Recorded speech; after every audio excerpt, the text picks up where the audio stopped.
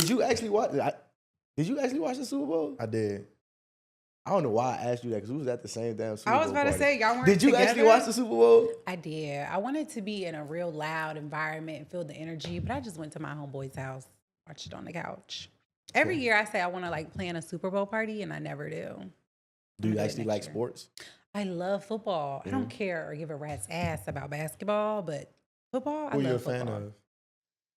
I don't really have a team right now. Who you grew up like? But I was rooting for the Eagles. I grew up rooting for the Giants because my Okay. whole family is from Brooklyn. But like they've been so sucky. I just haven't been wanting to claim that. But you from the DMV. Yeah, but my whole like I just grew up a So not Giants the fan. Commanders No. or the Redskins at that time, I guess. They bad too. Never. It was just the Giants. And then my homeboy, he was playing for the Steelers. So like I was, you know, Rosie's like a fake Rosie, Steeler. yeah. So I was a Steelers fan. He don't play for them no more, and I don't really know nobody else on the team. So I'm like, I'm just in limbo. So you say you like the Giants? I did like You the did Giants. like the Giants, Now and then I'm the just kind Steelers. of like in limbo. You I still- also feel sorry. Nah, you good. I'm sorry. I was gonna say I also feel like I should be a Falcons fan by this point because I've been in Atlanta so long, but I'm just not really feeling the connection there. Well, you already know who we rocking with all day. And then, you know, QC has QC Sports, Alvin. Alvin I got Kamara. Alvin So I'm Kamara, like, yeah. dang, I low-key need to root for the The Saints. I I'm mean, 100% it's only right. Saints. Yeah, I know. Who that, baby? You know what time it is. Yeah. Yeah. I like And my the dude ain't Saints. going nowhere too. He, you know what I'm saying? I'll start player on the Saints. So Who That's our is? dog, Elvin. Oh, yeah, exactly. We working with him right now too on some things. Doing a Okay. little build out from. Can't say too much about it, right? yeah, we ain't gonna say too much. Shout out about it, AK. though. Oh, I love that. I Yeah. love Alvin. Yeah, So man, we could dive into it. for sure. Let's do it. What's going on, y'all? It's your boy HD. You already know what time it is. We're back on the Life in HD podcast, man. As always, I got my brother, the development doctor, in the building, man. What's going on? Man, feeling good. This is a full circle moment for me. Super, super excited to have the luxurious Serena Real Cooper on this podcast today. The Reds in the building. Reds. Yes, so happy to be here. Yes, Yeah. Lord.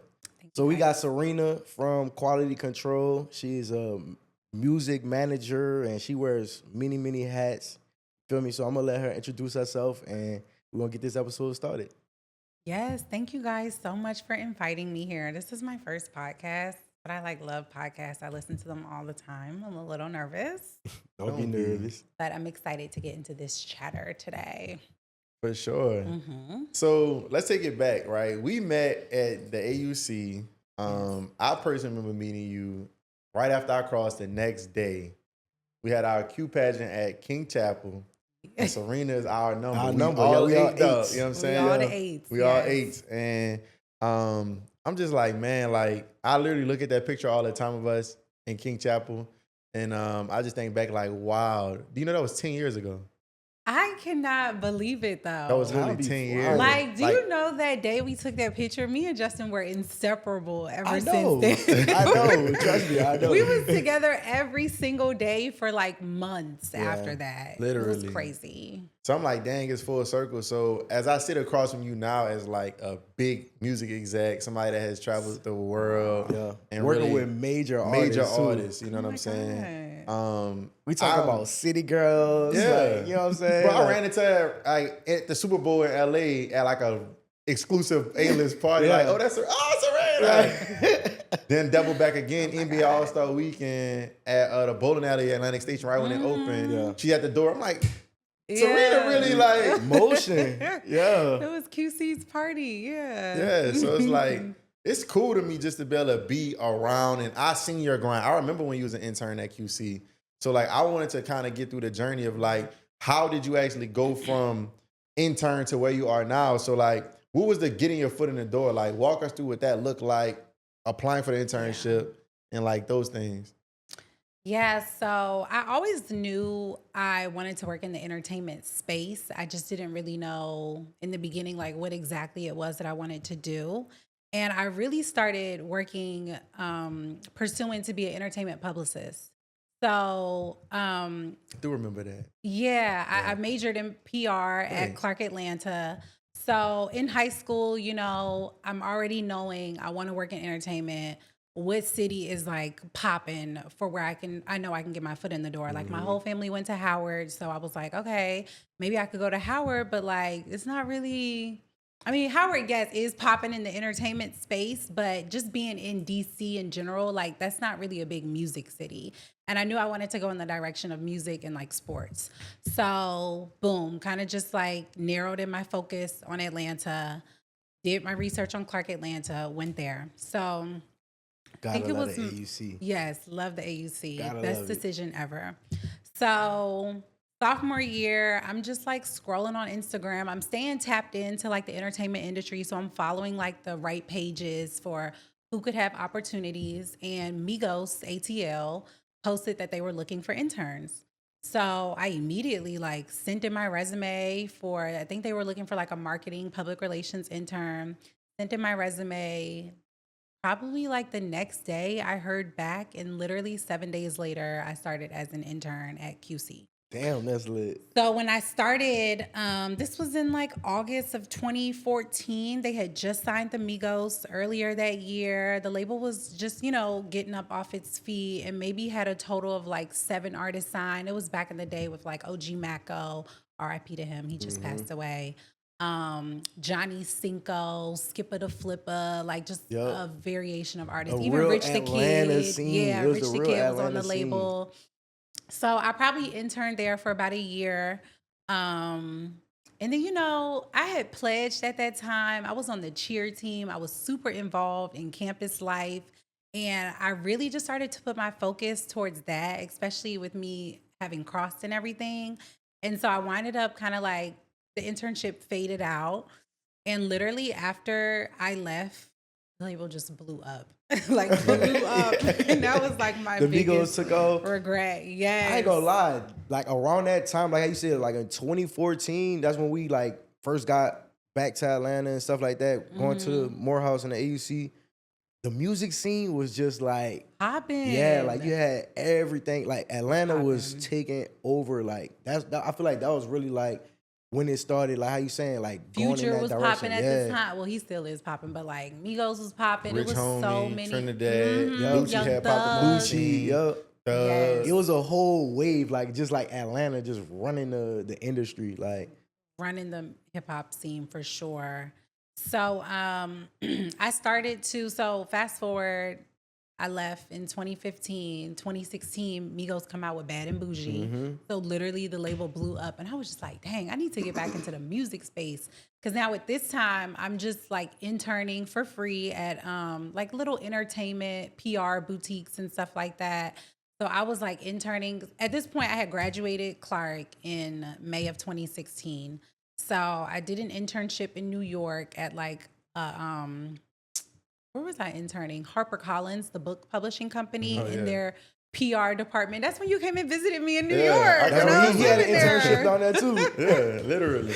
Yes, oh my God, that was such a crazy trip. with Coltrane Remember what Curtis. happened? Yes, I do. Yes, so I was interning there and I was just like, I don't like this environment. Like it was a very corporate setting. So I was just like, yeah, no, this isn't for me. So I did 3 months interning at HarperCollins and then I moved back to Atlanta. My mom was begging me to move back to DC. She was like, just come home, pay off your student loans, just get a job here. And I was just like, I don't want to do that. Like, I think I need to be in Atlanta, like pursuing my dream of working in entertainment and music. So, homegirl at the time was working at the Ritz-Carlton, Sydney. I remember. She was a hostess and she was like, well, you could just get a hostess job real quick. So I'm like, okay. So I just moved back to Atlanta, no job, started hosting during the day. And then at night, vice versa. I would go to my internship during the day from like 10 a.m. to 4 p.m. And then from 5 p.m. to 10 p.m., I was working in the hotel industry.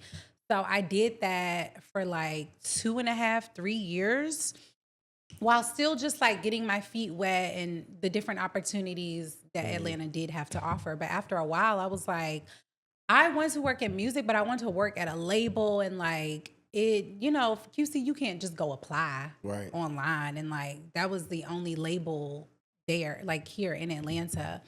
And so I just wanted to like broaden my reach. I was kind of over Atlanta. So I was like, let me move. Like, I think I just need to move. You went to LA? I So remember now that. this is 2019. I am like weighing out the pros and cons between moving to New York and LA. They're similar, but like different. Completely different You at the same know? time. Yeah. So it's like they're both super expensive, but like your quality of life is different in each space. And so I kind of weighed it on where I felt like I had the most Your connections and dad's like in my LA, network. Cali, Yeah, right? my dad lives in LA, but I have a lot of family in New York and stuff. So I eventually decided to go with LA, moved out there, and this is solely to just pursue my dream dreams, of working yeah. in music and entertainment. So I was ready to go out there with or without a job. My mom was like, "No, you need to go out there with a job." I was like, "Well, I don't have a job, and I don't want Gotta that to go. deter me from like going." So she was like, "Well, you need to at least apply." My background at this point is in hospitality, so she was like, "Apply to a hotel job." I was like, okay, I'm gonna apply to one hotel job, and if I don't get it, so be it. If I get it, still going. I'm still gonna go. Yeah. So I applied to literally one hotel Got job. it. It was in events, and it was better because it was in the event space, which was more of like, okay, I can do. You know, I'm get not your behind a clients, desk. yeah. Yeah, you get your clients, your network, and stuff like that. So moved out there working at the SLS in Beverly Hills. So I was like, okay, you know, it's a 5-star hotel. Beverly You Hills. don't know From who the you could Ritz meet to the, there. yeah. Yeah. I mean, that's some good places I that only you was worked in the in. 5-star hotels. Yeah. Yeah. Because you got to be strategic. If you're not Yeah. where you're at, you got to be smart with it. Like, where are those type of people going to be? People are gonna be exactly. Exactly. So moved out there.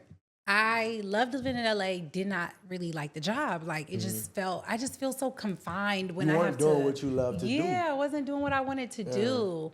And so 3 months into it, I'm coming up on my 90-day review at the job, and I'm talking to my mom. You know, every day on the phone. I'm like, Mom, I'm not into this. I feel like they can tell. Like, I just feel like I'm gonna get fired soon. And I said this on a Wednesday. And on Friday, they got fired? fired me. Damn. I said that to her on a Wednesday. And by Friday, they fired me. And I was just like, I knew this was coming. Like, I'm a very self-aware person. So if I'm not showing up and like being my best self, I know that. And I know how it's coming off to other people. So I wasn't sad. I cried when I got in the car, but I was just like, okay, like it's go time. Like, what are Right. you gonna What you do? gonna do You gotta next? pursue it.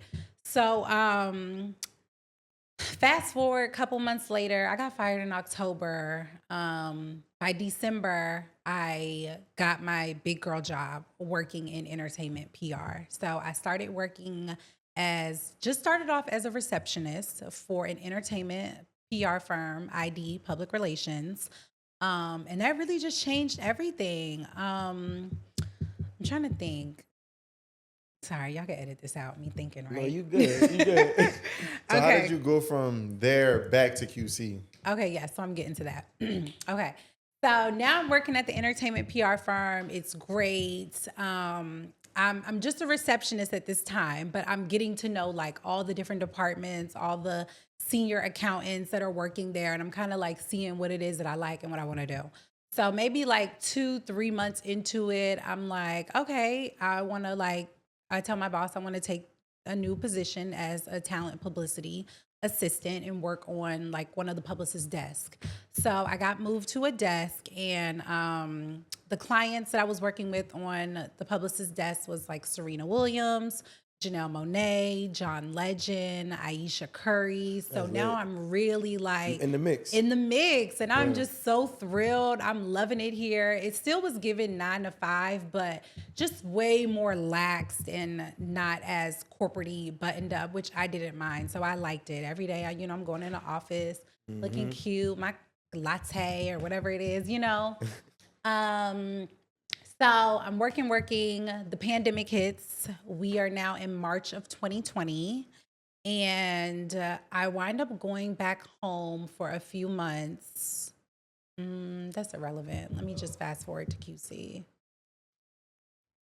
Okay, yeah, because then I go back to LA. Okay. So fast forward, this is now August of 2020. And I'm starting to feel really overwhelmed at this PR firm. Like I'm working crazy hours. I'm doing literally so much work. And the pay was very, very little. Like I was not getting paid damn near anything. But yeah, but I've always like just have focused on the bigger picture and not like the temporary sacrifices. Mhm. Like I know it gets greater later, so I've always been the type to just like stay down till you come up. So even though while I was not making nearly as much as like I should have been, I knew the experience and just what I was doing and posting about it was gonna like better that. So I'm starting to like freak out because I'm like, what have I gotten myself into? Like, I'm Right. thinking this is what I wanted to do, grow here at this company, but like, I'm not feeling it no more. Yeah. So I'm just like reflecting, right? And I'm like, I'm beating myself up about like why I didn't stay in touch with like my people at QC and just like, I want to work in music. Right. So literally, I kid you not, maybe like the next week, I'm like venting to my roommate at the time, like telling her literally this story, like my journey. And like the next week, my supervisor, who was my supervisor at the time when I was interning at QC, she texts me and she's like, "Hey, are you Wow. are you busy?" And I Yeah. was like, sorry, no, what did she text me and say? She said, "Hey, I'm looking to expand my team at QC. Are you available?" And I'm like, "Well, not really. Like, I have a full-time job and I live across the country." And so she was like, "Well, we'll make it part-time and remote." So I'm like, "Okay, cool." You getting your So foot back in the door. yeah, I'm Right. like, "Oh my God, how crazy is this?" I was literally just crying last week about what I was gonna do. She texted me. And so I'm like, okay, cool. I can, balance the two. Cause at this point where it's the pandemic, we're working remote. So I'm like, okay, I can do both. Fast forward 4 months into it, I'm swamped. I'm overwhelmed, like juggling the two jobs. I'm like, there's no way I can keep up with this. Was this still unpaid with QC? No, this is now a part-time Part-time job. job. Or Yeah. actual part-time job?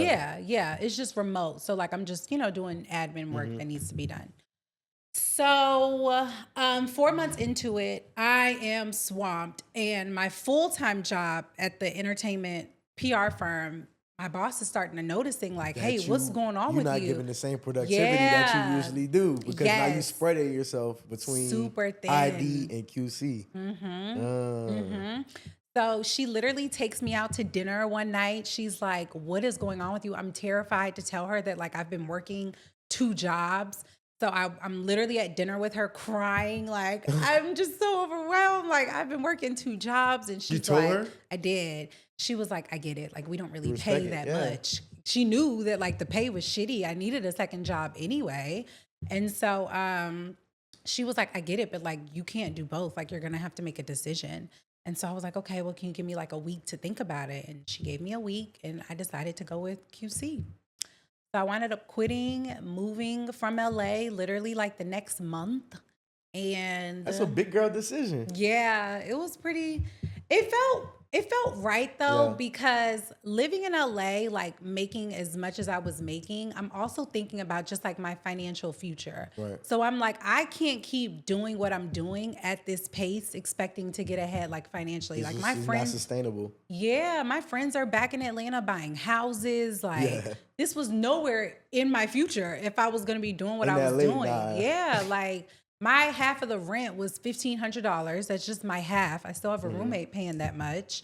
I'm going into credit card debt. I'm like, this is not feasible. This is not making sense. Right. So when the opportunity came, I'm like, oh yeah, I'm gonna, going. go to Atlanta, save some money, make more money. Like I'm It finna makes do it the makes thing. all the sense. It makes perfect It sense. made perfect sense. So everything just started to align, and I'm really big on like if it's feeling easy and it's flowing, and I talk to God about everything, so it's like this makes sense. So I wound up going with QC, moving back to Atlanta, stayed with my homegirl for a few months, and then bought my house like a couple months later. That's lit. That's super lit. Yeah. So when you did that and Mhm. taking such a risky decision, like you were moving across the country without a job, risk. You get a job, lose a job, stay there still, take another job that is not paying any money for real. Yep. Another risk. Then you quit the job that you had to go with the part-time job that's technically across the country and you don't have no money. another risk. Yep. Yes. So you're a risky lady. A risk taker. But what really ignited you to follow those risks? Just my passion for wanting to work in the industry. Like, I never really considered another career path. I've always wanted to. I love pop culture. So, like, I love hip hop. I just love the excitement of it, the fast pace, the pressure, like everything. So, I'm like, if I don't do this, what else am I going to do? And like, I'm passionate about it. I just love it. So, I'm like, I don't have an option. Like, I got to do it. And then just keeping in mind that, like, I'm young, single, I don't have any kids, I have no one depending on me. So, it's like, if you're going to make those risks, the time to do it is now. Right. When you don't have anything holding you back. I never wanted to look up in 10 years and be like, dang, I should have moved to LA, or like, what was that going to be like had I did that? I didn't want no regrets. So that's amazing. And I think what you saying, and like to his point with like the risk taking part of it, is you can actually appreciate the journey. You know what I'm saying? And like look back on those moments where you might have felt like I'm at this obstacle, and might have felt like, hey, what am I gonna do? Right? But you figured it out. And now being in a position where you working at one of the littest labels there is, you know what I'm saying? Like, yeah. that's big. You feel me? So a lot of the times what people don't realize is, like how you said, you gotta have your goal and stick to it, no matter what it is. Right? So people want to say like plan A. That was your plan A, to be in the entertainment industry. The things that you did to get to your plan A was still all part of plan A. You get what I'm saying? So like working in hospitality at the hotels, or you know, doing hostess jobs and stuff like that, all played a part in you might maybe rubbing into the right person and getting into a room with somebody that gave you an opportunity to, you know what I'm saying, Yes. make that dream come true. So I think that's a big nugget right there. Like always pushing forward towards your plan A and like not deviating. You feel me? Because at the end of the day, it's gonna pay off. Absolutely. And definitely having like a support system. Like, I have an amazing group of girlfriends that were just always like, you got this, girl. Even my line sisters, people just randomly texting me like, I see you. I'm so proud of you. And I'll be like, what are y'all talking about? I'm doing nothing. Like, what I want to do, I feel like I'm so far from it, but people were just believing in me more than I believed in myself. And that really was a huge motivation. And then just having the support of like my family, like my mom was like, yeah, I support you going to LA, but like you need money, Yeah. So that was a huge help. Even when I got to LA, I stayed with my friend Bobby for like 3 months. Bob? The Bob. Yeah, but that was like a huge help. I ain't had nowhere to live. Right. That is real. So just support too. A Your village is village. definitely important. So let's dive into like navigating the industry. This is an industry that's really a male-driven industry. And to the surface, you see a lot of black people in rap, but we all know that the people that are really behind the scenes are white men that control the budgets, who get signed, when they get signed, so on and so forth. Your From like Leors of the world. from like the grand scale, and then obviously on the local scale, we have our different labels and things like that. But as a black woman and a woman in general, like how is that navigating the industry? Like where you currently stand as a woman and as a black woman specifically. Yeah, so this is such a popular question that people ask Black women who work in music. And I feel like my scope of it right now is just so small because QC is the only label that I've been at. So QC is the only label that I've been at, and it's literally ran by women. Like, our president is a woman, VP is a woman. Like, of course, Coach and P are there. But other than that, like, it's all women and they're Black. So I don't really. I You don't feel see no if- challenge. You don't yeah, feel it, yeah. I don't I love feel that. it, but I know that it exists. But so far, and thankfully, that just hasn't been my experience with like encountering like these huge male egos, because I don't know, not to say I feel sheltered, but I just feel really safe at QC with like being around so many Black women. And then I see a lot of Black women executives and bosses to look up to, like Ebony Ward, Ebony Ward, who she manages Gunna and has her own management firm. And then Raina Bass, she's the Oh, president. Ev's the boss, right? Mm-hmm. Yeah, okay, Yeah, yeah. love her, love her. She's a huge inspiration to me. And then Raina Bass, like she's the president of 300 Entertainment. Then you got Rachel Jackson, who was doing her thing at YouTube. Amber Grimes, the EVP of LVRN. Like I Now, just see women be so many doing it. Black women, They yeah, definitely doing it. thriving in this space. So I'm kind of like, women run this industry. Like, what are y'all talking about? But then when you're really looking at the top part, yeah, it is definitely white is men. The white white men Jews. for Yeah. sure. So I haven't been at their tables yet. I will get We there. coming. We We coming, coming. but I don't really deal with that too much. So let me ask you about some of these myths, right? Like everybody gets into the glitter and the glam of it. Like you're in the industry, you travel around, so it's like, are you always on private jets and VIP sections? I wish VIP sections, yes. The private jets, no. You ever been on a jet? No, unfortunately, not yet. That is on my bucket list, but not yet. So these artists be capping? No, it depends. I don't think the artists cap. I think that the artists have a lot of perks. Labels, we say we're not a bank, but like we fund a lot of, the artists, not their lifestyle, but what they do in terms of like their creative and stuff. And then they work with a lot of brands. So brands send them a lot of Sponsor stuff, things. yeah. Yeah. And then, when they're getting booked for these big shows and stuff, you put that in your contract. Like, I'm gonna need a private jet to go here. I'm gonna need 10 hotel rooms to do this. So like they're not necessarily coming out of pocket for it. It's being negotiated. Isn't that called like the rider? A rider, yeah. Well, the rider is a little different. Like you wouldn't put I need a private jet in your rider. That's gonna be like in your contract. Your rider is more so like when I Special get there, request. yeah, it's your special request. Like I want 10 bottles of Don Julio, things like that. All green M&Ms. Yeah, exactly, literally. That's wild. So that's So what about like as far as, because when I think about it as an artist, right, everything could be kind of considered a business expense or like a marketing expense or something like that, right? Like even down to like the clothes or where I'm eating and stuff like that. Are they able to use their budgets in that manner and say, well, hey, I want to go and spend $30,000 in the Louis store for my clothes? You know what I'm saying? Yeah, for a music video and use that as a write-off, most definitely. You can even have an entertainment budget and throw $10K at the strip club. Yeah, and it's like that's a part of like your expenses as an artist. I ain't gonna lie, that's some of my marketing dollars too. I definitely gonna have you Chan gotta write keep that up with for an me. image. So that's real. That's real. Mm-hmm.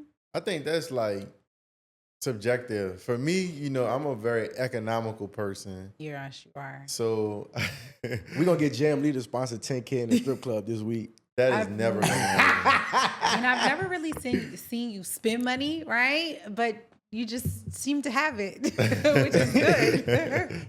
I think what I often challenge at times is that people get into a space of entertainment, whether it's sports or music, and then they make a dramatic lifestyle change. And I think that we are often told as Black people, we're the biggest consumers in the world, but we're also the poorest in our country. Other races come into America and have a higher level of wealth than African Americans. But it's because we idolize the jewelry, the foreign vehicles, the mansions, the design, The lifestyle. Just the lifestyle. In which I think a lot of it is portrayed from the music and what we see on TV, what we see the Absolutely. artists presenting. So to an average person, even myself at a younger age, probably much younger before I understood money, I would assume that these dudes are like super rich. So like I would see all the jewelry and stuff and be thinking like, oh, they're just super up, because most rappers walk around with a bunch of cash. So I'm like, well, they must have millions and millions of dollars if they walk around with 400,000. Probably all they got. It probably is literally. They Sometimes probably- I don't know. They probably walking around with their whole life savings in their hand, bro. You think? I don't know. Think about it, son. How does it go? When you walk around with well, it depends. I guess if you a popping artist and you get 100 a show or 200 a show or something like That's that. on the low end too. What, 100 a show? What? Really? For these rap artists, the big ones, yeah. That's low. So they be in like Yeah. five for a show. 500 is crazy. 500,000. What did Well, Baby Rod say? Wave said he get 500. 200. What did Baby occasion. say? Yeah, he get 200 occasion. That was That was back 3 in like years 20. ago. No, that was back in like 2018. Yeah. I'm not mistaken. I could be off. But that was back. That was way back. So what? But what goes into that? Let's say you get your 200,000, whatever. Like, what do I have to pay off from that 200? You think an artist really leave with the whole 200? Okay, so I kind of want to touch. I'm gonna come back to that. All right. I'm gonna come back to that because I wanted to touch on the financial part that you were speaking on. I have taken like the last year to just immerse myself in financial literacy. And now seeing, like, I just have a whole different view about money now that I'm just beating myself up because I wish I would have, got educated on it way long ago. But one, it's not fun working with rich people when you are not rich. So like people think like, oh, you get to do this. And it's like, yeah, but it's not fun like seeing them spend money the way they spend money. And you don't have any. And you don't have any. And we it's just like threw 30,000 in the strip club. you just threw my salary for the year in the strip club. Like I'm pissed Right. in the corner looking at that. I'm like, this is some bullshit. Right. But like, I could get a raise. Yeah. I deserve Where's a my raise. raise? I'm telling you, like you just literally threw my student loan payment. Like you could pay my student loan off and you spent that on 2 nights of hotels. So like, it's not fun working with rich people when you're not rich, but it can be very inspiring Yeah. for you to do the same. And then you feel grateful that you're in these rooms with people that have access to this kind of money. So now you're just thinking of how you can use it to your advantage. So that's one part. Second thing is it's disgusting how, like you were saying, Black people, what we put monetary like value on and things like that. Like the stuff that I'm just going to speak to like the celebrities in this particular culture. Like it is gross to me, like what we spend money on. And I've worked with artists who, are buying $10, $20, $30,000 handbags and, don't got life insurance or health insurance. Like you're not prioritizing your life properly. You don't have a retirement account or fund set up. You're not going to be rapping forever. You need to have your priorities in place. Like, I know you just made $100K for a show, but like, why are you spending it down to its last dollar? Like, Right.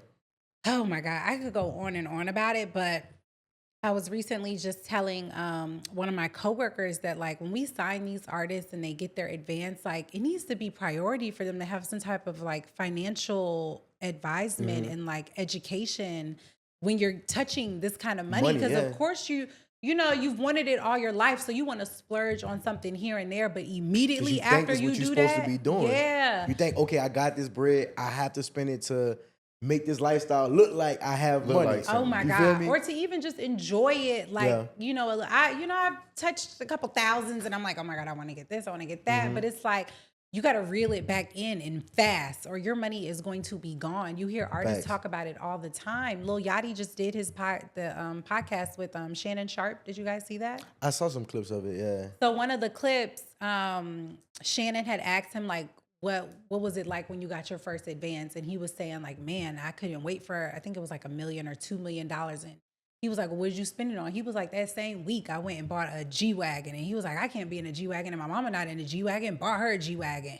Went to the Gucci store, spent all this money. And it's just He like, already spent $500,000 right my there. God. And it's like, if On the y'all want to car. read some of these books, like they tell you literally not to do that. Yeah. Like treat your family and friends to a nice dinner. And then you need to immediately go get a CPA, an accountant, all these people that are showing you how That's to why, like grow your money. The leagues, I respect that about them because they have different classes and like financial advisors set up for them. Like when they come into that type of money, they're not just letting y'all, you know what I'm saying, go out there and blow it, which they do anyway because you can't tell nobody what to do with their bread. money. But at least they inform them like, here's what you can be doing here. Here's how to diversify your portfolio.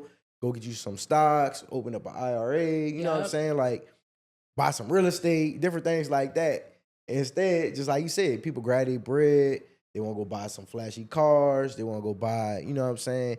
Everybody chains and, like, it's just, to me, Like- that don't make sense. Like, That adds up. That's Yeah. super expensive. And not just rappers, like the athletes too. There's this documentary on Netflix. Ooh, I forgot what it's called, but it has something to do with money. And one of the athletes, a football player, NFL player, was on there talking about how he got his contract, got injured. He got his contract, got paid, vacations, got his girl a BBL, bought a new car for him and his mama, got injured the next year. He's And all broke. that money gone. Yeah. And That it's money like, gone then. yo, what did I be thinking? I'm And like, then now what all did I the be people that was thinking? benefiting off of that, I'm pretty sure they're nowhere to be Gone. found. Gone. So it's sad. So what was your question that I was supposed to answer? Basically, I was Oh, asking like okay. about, let's say if you go, if I'm a popping artist, boom, I'm getting like 200, 300 a show. How much am I actually like paying out, or how much you think?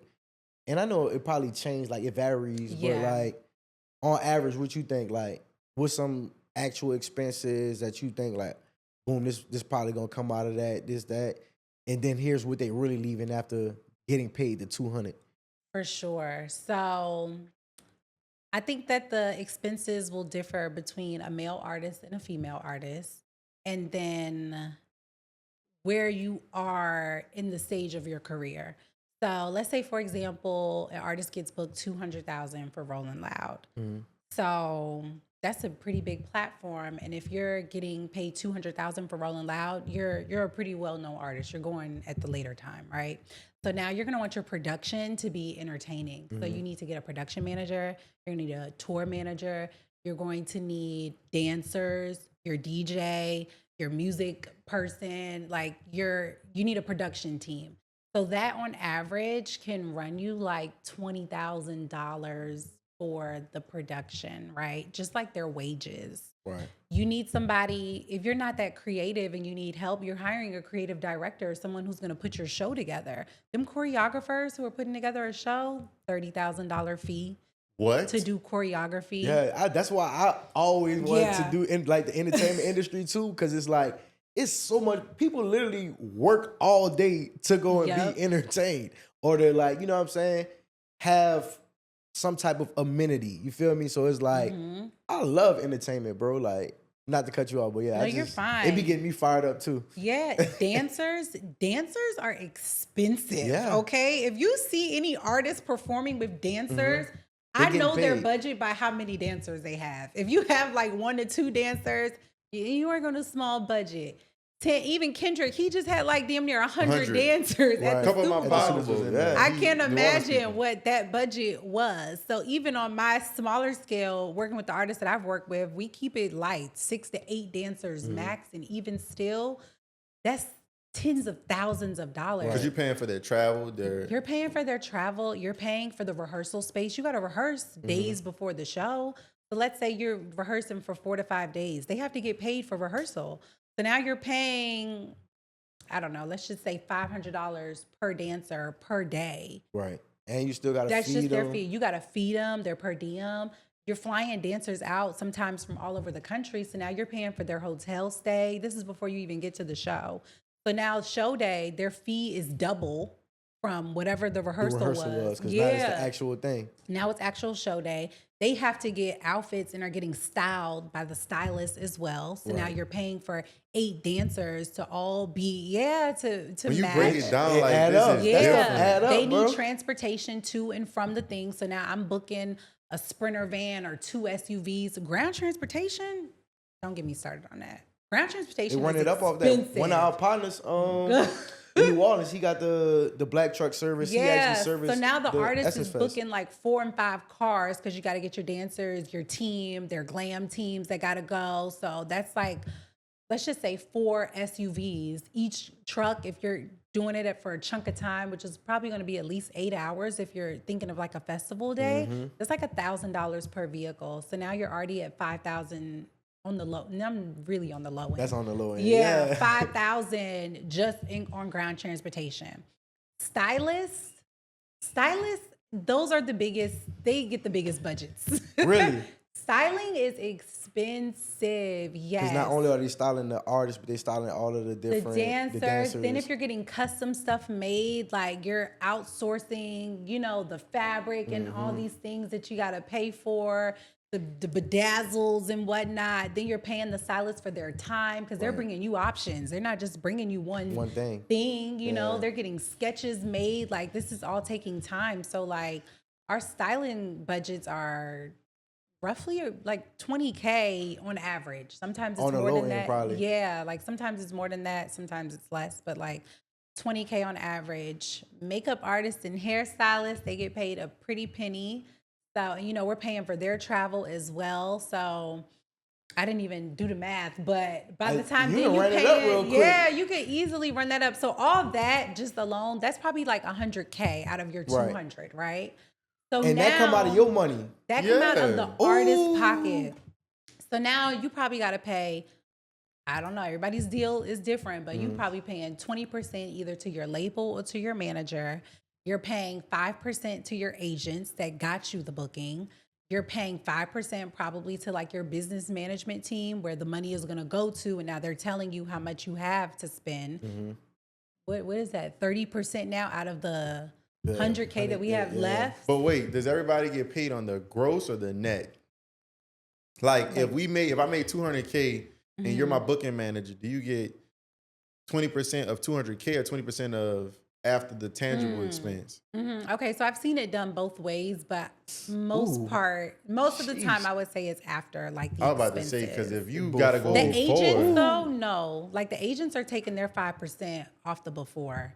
Okay. Your label or management, they taking a 20% off the before. off the 200? Up front. Yeah. Oh, well, you make no money then. That's what You're I'm not- saying. it's So they not really. Yeah. They So just that's get to why hold they're that money for doing that night. Shows constantly. That's why they're touring constantly. That's why they need brand deals. That's why they need these partnerships. And that's why you need to keep putting out music so you can keep getting booked and your fee can keep going up. Because now when you get to a level of like Cardi B, her expenses are more, but it's probably not, her expenses will be more, but she's still gonna pocket way more.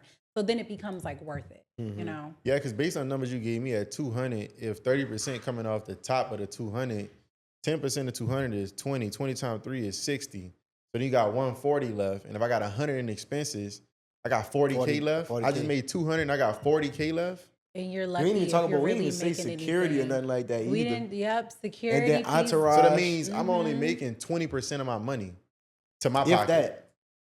If that, because like I said, security. From a show. entourage. Oh, then I gotta pay taxes on the 200. I lost.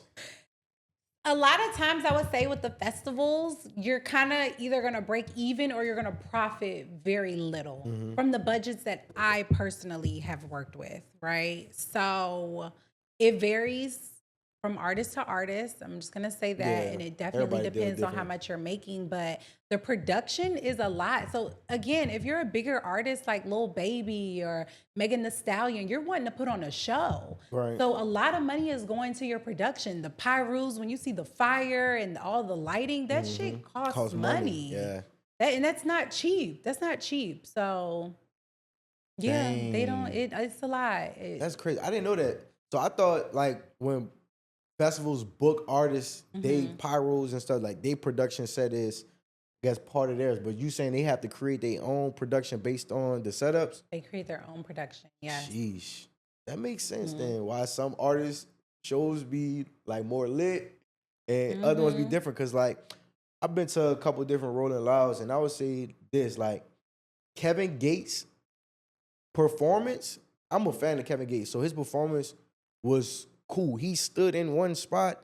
He didn't really like move around the stage too much. It wasn't no flames and fire and all that kind of stuff. Like it was him, the DJ, you know what I'm saying? And the crowd, and he was rocking it. You feel me? Where on the other side, you see like a little Uzi Vert where it's like lights and, you know what I'm saying, pyro, and you got people jumping in the crowd off the stage. Yeah. You know what I'm saying? Like all that kind of I get, you know, like the difference. But now that I hear what she's saying, Rod Wave canceled the second leg of his tour. And he posted on Instagram the reason he canceled it was because he wants to give his fans an experience. So he said, I paid over $1.2 million for production and it still ain't right. I don't want to just put out anything. So from hearing that part, I'm like, damn, that's real. And I understand why he would cancel the second leg if it still ain't right after paying All this bread. a lot of money. So you know, from that perspective, I think a lot of people get consumed in the 200K, the 300K. Cause like Baby said, I made 200 on occasion, but that was pandemic days. Now he probably make way more than that. Now I understand the number side of it. So what about if it's like a club booking? Like I'm just going to do a walkthrough. I have no, I'm just walkthrough. Do I keep most of my money? Yes, you can. And now it just depends on like your preference. So the artists that I have worked with, let's just say we're doing a club booking for 80K. The female artists, they bring their glam teams with them everywhere. So now you're paying your makeup artist $1,500, your hairstylist $1,500. If you want to get some new clothes, let's just say $3,000. Your label's still taking off. Your label or management is still taking off 20% because they helped you get the booking. So what's 20% of 80K? 16. You said 80? Of 80K. Yeah. Yeah, 16. 16. Yep. Okay, so what's 80 minus? I'm not good at math. 80 minus 16? 64. Okay, so 64. So you're going to pay for your security fee, your hairstylist fee, your makeup artist fee, and let's just say you're bringing an assistant. Those fees, hairstylist $1,500, makeup artist $1,500, that's $3,000. So now we're at $61,000. Your security, on average, let's just say he's maybe like $700. We'll just say $1,000. Yeah. You want to pay your assistant for the day, so maybe like $500. So now you're at $60,000. Okay, so that's just their fees. Now we got to fly everybody there, including yourself, and you're flying first class. So a first class ticket on average probably going to be about $2,000, depending on where you're going. Round trip. So round trip. So now you're at 58. You want to stay at a nice hotel because you're a poppin' artist, 5-star on average. That like hotel a night is probably going to be $600 a night. About $600. If you want a suite though, about $1,200, and they most of the times want a suite. So suite for you, $1,200. What are we at? Are you doing the math? It was at 58. It was at 58. $1,200 for the hotel for you. So then let's just say where your team is staying, on average, the hotel is going to be about $350 a night. You need about 3 or 4 rooms. So that's another $1,500 gone. I was saying like 2-3K in their on the flight. hotels. So on average, flights are expensive, and we typically only put our artists and their crew on Delta because they're the most like reliable to like work with you and stuff. So we only fly Delta. Let's just say $700 round trip per flight for 4 people. So what's that? 2800. So now we're down to what, like 55? 52. 52. Okay, so then you need transportation, ground transportation. We talked about that. That bill is probably going to be about $1,500. So you're at like 50K takeaway. So I worked with 2 artists. I'm about to go drop me a album. You gonna be my manager?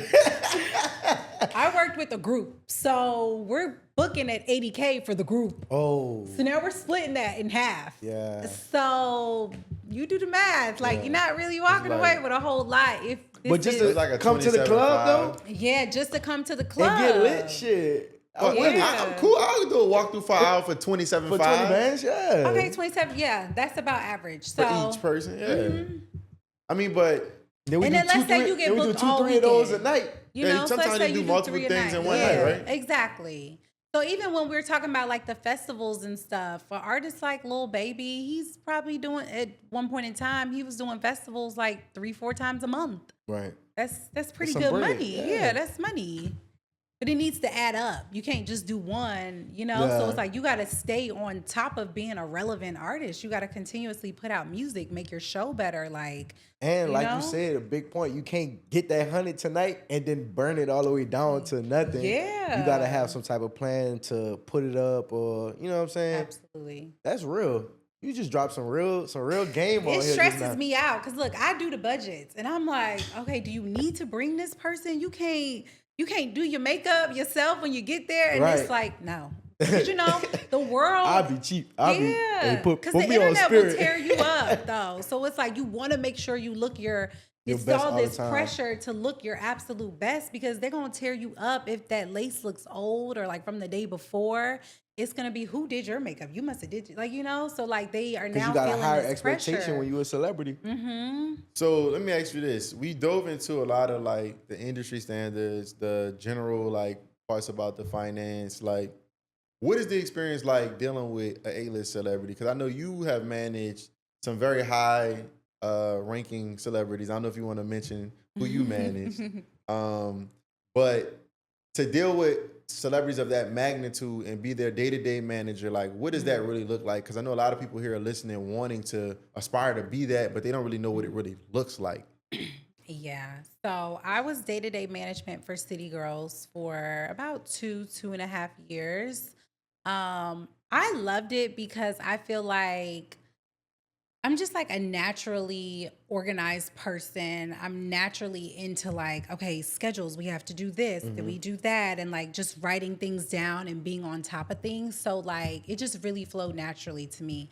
I really love to like be on the road and travel and talk to these different people. Like, no, my artist is gonna do this at this time. We'll be here at this time. Like, I like that. Yeah, you know, like that just fits me. So I enjoyed it. Your experience is gonna vary based on the artists themselves and then where they are in their career. Right. So like working with they were like JT was out of jail when you of yeah, course, okay, you I just know. want to make sure. They were the City Girls. This was I out know, of, but she was in jail for a little minute. yeah, this is when she was out of jail. So depending on where the artist is in their career, if you're traveling with a development artist, you might be staying at the courtyard, like when y'all travel. Thankfully, that wasn't my experience because they were more, you know, advanced. But, you know, it just varies. It's a lot of like early mornings, late nights, moving around, schedule changes. You're dealing with, you know, artists who are people in real life too. So they may wake up one day and they're like, I don't want to do this. So now you're having to be the front facing person, like, oh, I'm so sorry, thank you, but we're gonna have to cancel for today. And like, you're like, oh, we're ruining relationships. And you're working with artists who are constantly running late to things and you're just having to speak on their behalf and, you know, patch it up to make it look okay. So that can get really stressful and like tiresome. But I would say it's rewarding for the most part if that's what you want to do. You have to like it because you also are a glorified babysitter. You're an assistant at times. You're the manager at times, a doctor. You know, you're just doing, you're wearing all these So different many roles. hats. You like a therapist. Because they could come to you and be vulnerable. All of that. Yes, absolutely. So like you're taking on a lot of like their emotional baggage, your own personal life that you're dealing with. So it's definitely something that you absolutely have to want to do. You're not going to just want to do it for no reason. So can your artist call you at any time? They have to be able to call me at any time. 4 in the morning, Sunday, I'm answering. Christmas Day. Anytime. That's how it's supposed to be. Anytime. I have to be available to them. So my point is, here's my question then, right? Are you paid to be on the clock 24/7? I'm salaried. So I work at a label who also is a management company. So just the mindset is very different from your average label or management company because our mindset at QC is like, we just got to get it done. Like anything to help get our artists done. So quality control. Yeah. I love that name. Everyone's mindset is like, okay, that's not my job, but like we all got to pitch in to make sure this artist has what they need. So that's just been my mentality. 2 o'clock in the morning, 4 o'clock in the morning, Christmas Day, I'm answering like, what does my artist need? Yeah. So what is the balance with that? Like, what does work life look like? Is there PTO? Is there like, I'm going to Mexico for my birthday with my friends and it's Rolling Loud weekend, but it's my birthday. And we knew this last year. I wanted to go to Mexico with my friends for my 30th or something like that. Like, what does that look like? Because everybody want to be a manager. Everybody want to be in music. What is tell them the sacrifices. Like, what does it really look like? What if you don't feel good? It's that time of the month. So for me personally, I feel like in the early grind stages, I'm sacrificing everything. A birthday, don't matter. Like if it's Grammy weekend and it's my birthday, I'm gonna be at That's your Grammy birthday, weekend. yeah. That's my birthday. What you talking about? That's So a lit it just birthday. depends. Like are you in that grind mode to where you're trying to develop your artist and yourself and like your career? Because then it's a no-brainer to make those type of sacrifices until you get to the point where you know it's not gonna be like this forever. So that's just always been my mindset. Some other people might be like, I'm sorry, I'm available to this person all year long for my birthday. I want my birthday weekend off, even if it is the Grammys. I'm going to have to find somebody else to substitute, and that's okay. So I think it just depends on like where you are in life, what you want, and you kind of like, you're in control of like your life and what you got going on. So what are you prioritizing? That's That's real. dope. But I think another thing, like we were saying, you not being able to have like a day off. You get what I'm saying? Like as far as if you're not in the mood, like you don't really feel like doing it, like how your artist can say, look, I'm not getting out the bed today. I'm not going to do this interview, whoop de whoop. Yeah. Do you feel like you have that liberty too? Or it's like you have to be like always ready to go?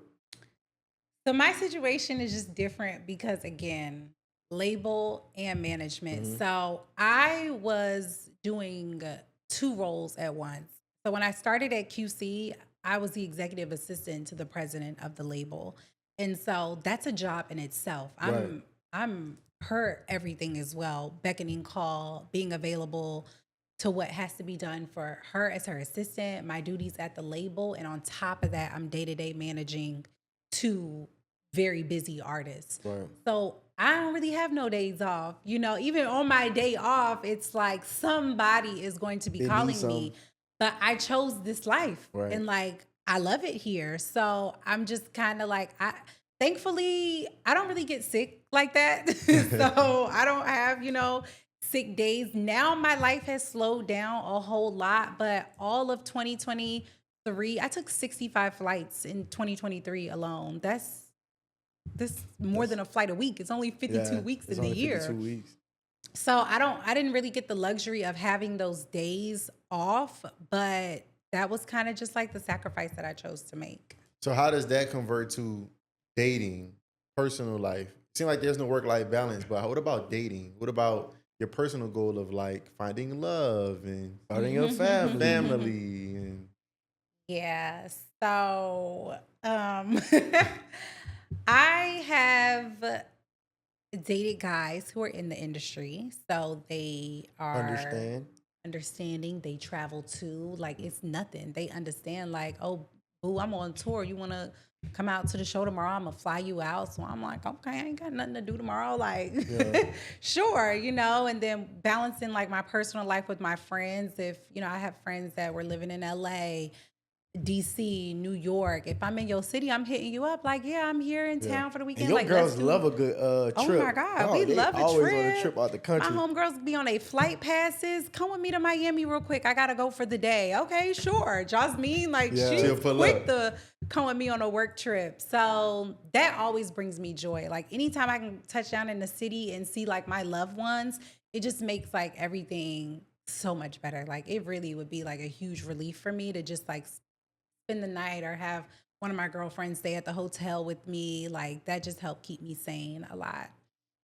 But you asked about dating. Yeah, I don't really date that much. I don't really attest it to my work life, but more so I'm just not really finding quality men that I'm into.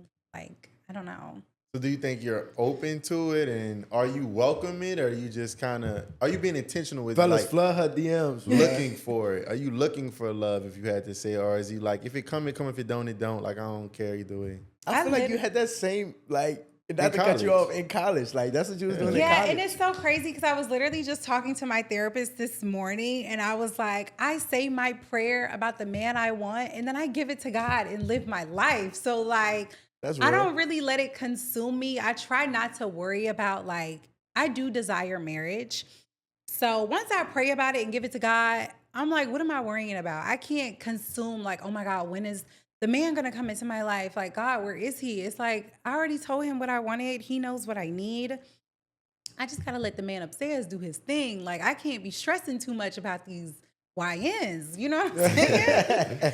I can't. But then you do have times and moments where you have your friends around you now that are getting married and they're having babies. And, I just turned 30. So I'm like, okay, I am kind of like creeping up on that time. But I'm also a huge believer in like not settling for just anything. I am not that pressed to be with a man where I'm going to marry the wrong one. Like the two most important decisions you will ever make in life is who you have a kid with and who you marry. So for me, just keeping that at the top of my mind, I'm good before I make the wrong mistake. Like those two things will fuck your life up if you don't do it right. That is. So I'm cool with me waiting for it to be done right in one time. One and Yeah. done. I feel that. Yeah, I respect don't play that. around with that. That's definitely a. I respect that because a lot of women get to 30 or the late 20s, and for some Feel reason, like they just gotta do oh, whatever. my clock is ticking, and girl, Janet Jackson just had a baby at 50. Right. It don't cost that much to freeze eggs. It's $800. You know what I'm saying? Is it? It Oh It my is god! $800 a year. I need to look into That's it. So, I learned that in Dubai. I went to dinner in Dubai. My man Okay. Swaggy, him and his wife was talking about it and told me, I'm like, $800 is it? He's like, yeah, $800. I'm like, oh, that's nothing. Oh Like, my We'll freeze a God. couple and just in case one day you might just in want. case, you know what I mean? This is the thing. I started dating this guy back in like September, and he was on this journey of like, I'm learning myself. I'm not trying to get into a relationship right now. Like, that's not what I'm into. And he was saying, but every time I go on a date with these women, they're asking me, like, what are your marriage plans? What are your family plans? And I'm like, well, you're kind of in that age. He's 30. I'm like, you're in that age bracket where women, if anything, they are 100% like laser focused on family planning. When you gotta if I'm 30 and I'm single, right? Let's say I meet my man tomorrow. I'm gonna at least want to date him for 2 years, okay? Because I need to get to know you, your family, what you're about. So now I'm 32 by the time I'm hoping you're gonna propose to me. So now I'm engaged for a year. I'm 33. I want us to at least be married before we have kids. So I want some time in That's marriage 35. with just the two of us. Now I'm looking at 35 for my 36, first yeah. kid. How many you gonna have? How many can I have? So it's like when you hit 30 in women's mind and you're single, It's it's gone. like, oh, I gotta gotta start getting serious about I gotta something. get serious I about it. gotta get my life together. Leave Leave these hoes alone. Yeah. So when you meet a dude who's 30 and he not really thinking like that, it's like That's a red flag. it's a red flag. Yeah. Like I gotta keep it. I'm on to the next one. If you're aligned and that's where you are in life. So I had to break it down to him like that because he just couldn't understand why all these women were like, that he's trying to date. They're like, I'm trying to be in a relationship. And I'm like, yeah, and this is why. So he understood it, but He I understood don't that know. already. He was just playing games. he knew that. He was playing games. He was just playing games. Mhm. So we ain't gonna take too much more of your time. I want to ask you a couple of quick, short, fun questions. What was your first concert that you ever attended?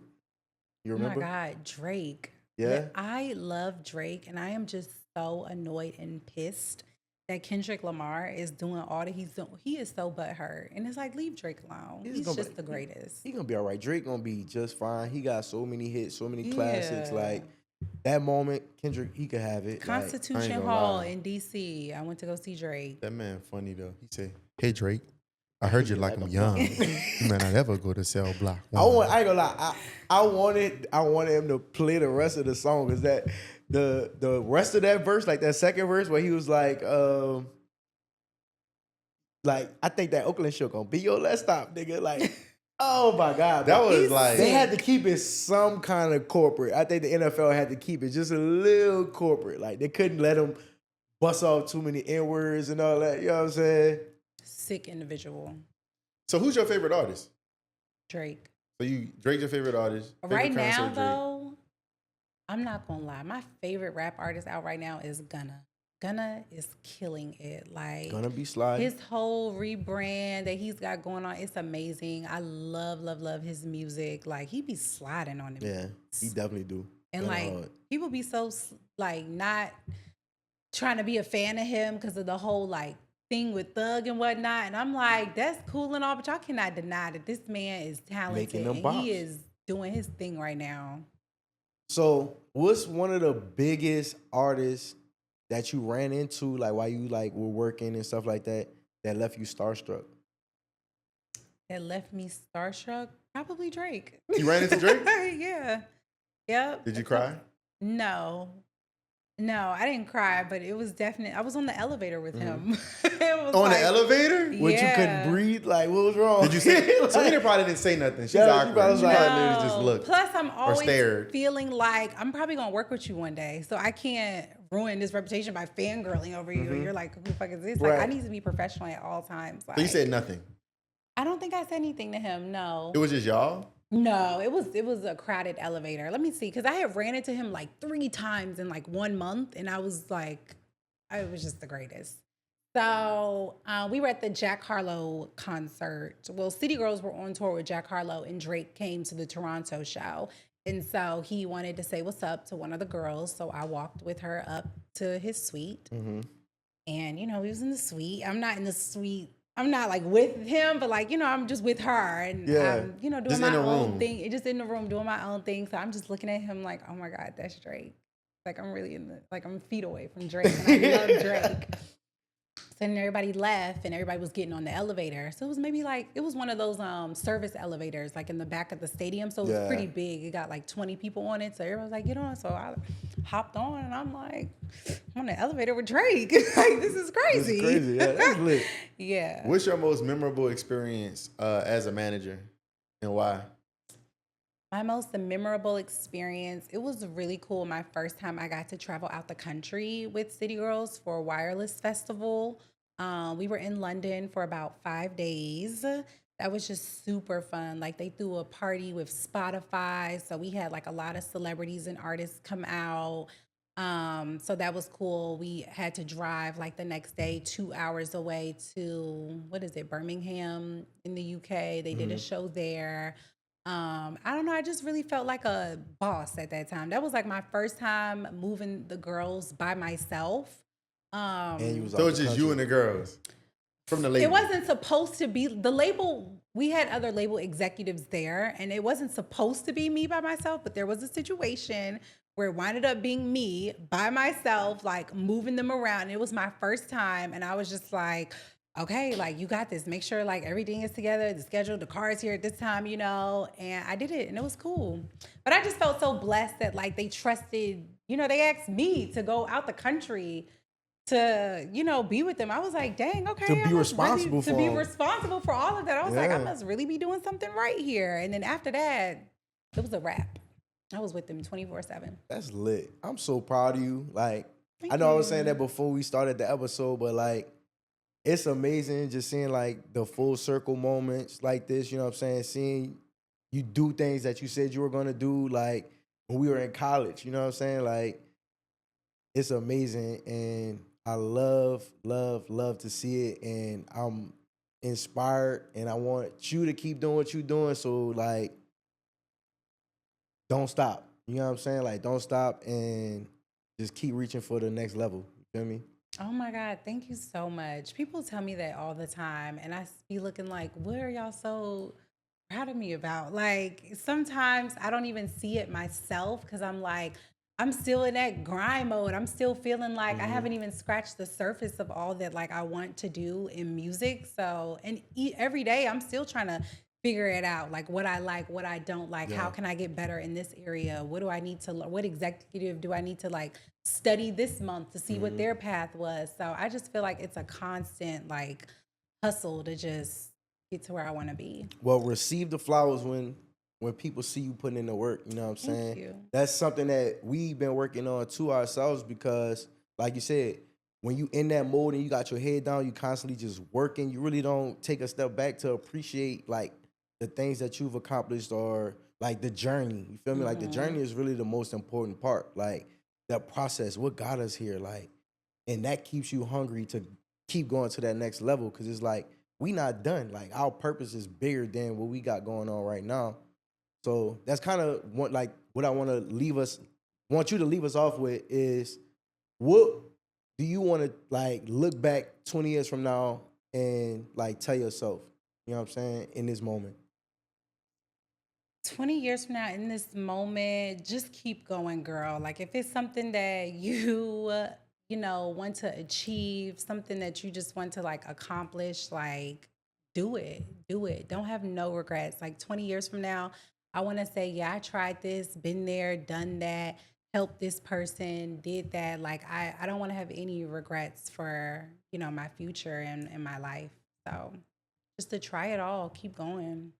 And That's I'm really dope. proud of y'all too. Look at this nice studio y'all got going on. Thank I you. haven't been around the two of you in so long, and this is just so nice. I'm proud of you guys. Thank you. We appreciate it. Real full circle moment. And I think, you know, The AUC, I'm just so appreciative of the AUC. Facts. Like, and for those who don't know, that's the Atlanta University Center, Morehouse, Spelman, Clark, Atlanta, and Morris Brown. Yep. And ITC, Analogical Theological Seminary. But this is the type of experience you get from going to college. So a lot of times people say, like, I don't want to go to college. College not for me. Well, this is what it's for. Even if you don't use the degree, you can be in rooms with people that are all going to do great things, that you can lay the leverage in life no matter what it is that you need.